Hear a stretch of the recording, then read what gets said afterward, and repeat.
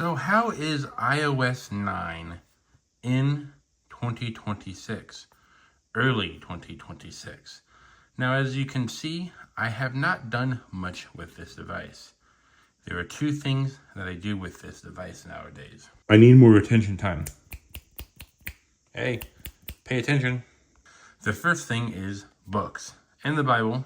Well, the Bible is a collection of books, but I mainly do a lot of reading. Why is it so bright right now? Come on, camera. Okay, thank you. Basically, I use this for a lot of reading. Right now, here is what I'm reading: The Wealth of Nations, Think and Grow Rich. I forget which one this is. This is a Chinese book. I think it's Tao Te Ching. The second thing I like to use this device for is, well, writing. Now, this isn't the best to write stuff with, but I'm trying to learn Korean, so I think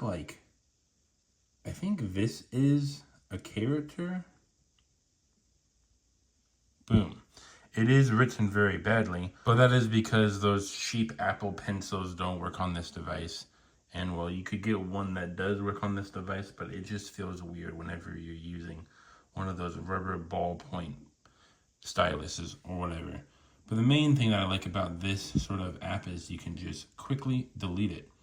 And this is one of those apps you don't have to use online. Even though I am online right now, you don't have to use online features for apps like this. So iOS 9 is still pretty useful if you decide to do one thing, and that is to use the device for studying purposes. This device is great if you have a productivity setup, and I've seen those productivity setups before. And to me, as long as I use this device solely for productivity and for taking notes, then, well, I guess, it's still a pretty good device. Oh, and it's an ultimate e-reader. I do read a lot of books on this device, even though I read both physical and digital books.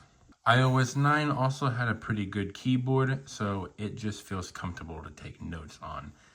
And you can still access the internet with this thing. It is slow, but if you need to send documents to your Gmail, you still have that option. There is one bad thing about this in the productivity, and that is basically there's no apps you can use that I know of, at least, where you can write notes on like a PDF. If I could start downloading PDFs on here and taking notes on those PDFs, like marking them up, highlighting them, then I feel like I would have a much better time. Yes, I do believe you could do that for Kindle, but I don't even think you can log into the Kindle app. I think I've tried that before.